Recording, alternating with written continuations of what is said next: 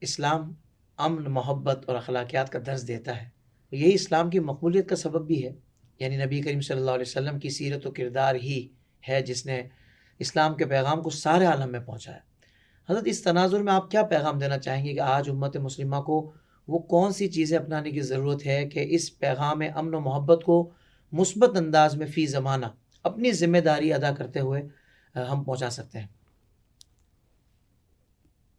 اسلامی دعوت و تبلیغ کے لیے بندے کو خود عمل کا پیکر بننا پڑے گا۔ صحیح۔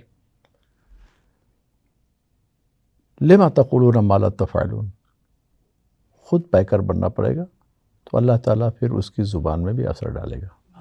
سبحان اللہ۔ دوسرے یہ ہے کہ بندے کو دعوت و تبلیغ کی راہ میں اس کی پرسنلی کوئی دقت آوے، کسی کا حسد، کسی کی رکاوٹیں، کسی کا ظلم، کسی کا ستم، تو وہ تحمل و برداشت سے کام لے۔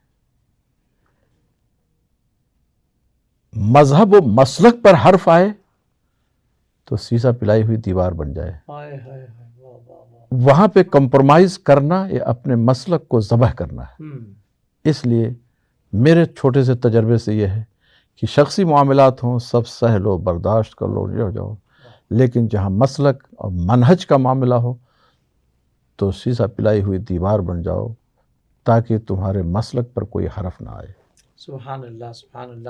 میں دنیا بھر کے اپنے علماء اہل سنت سے، خاص طور سے جو مجھ سے اٹیچ ہیں تدریسی حیثیت سے، میں سب کو ایک نصیحت کرتا ہوں کہ اے میرے علماء، اے میرے فضلاء، مسلک اعلیٰ حضرت رضی اللہ تعالیٰ عنہ کی ترویج و اشاعت میں انتھک کوشش کرتے رہو، اللہ تعالیٰ تمہارے بہت سارے دروازے اس برکت سے کھول دے گا۔ واہ واہ، سبحان اللہ، سبحان اللہ۔ زندگی کے تمام شعبوں میں دینی رہنمائی حاصل کرنے اور آخرت کو بہتر کرنے کے لیے ہمارے YouTube channel Islamic digital studio کو سبسکرائب کر لیں اور بیل آئیکن بھی پریس کر لیں۔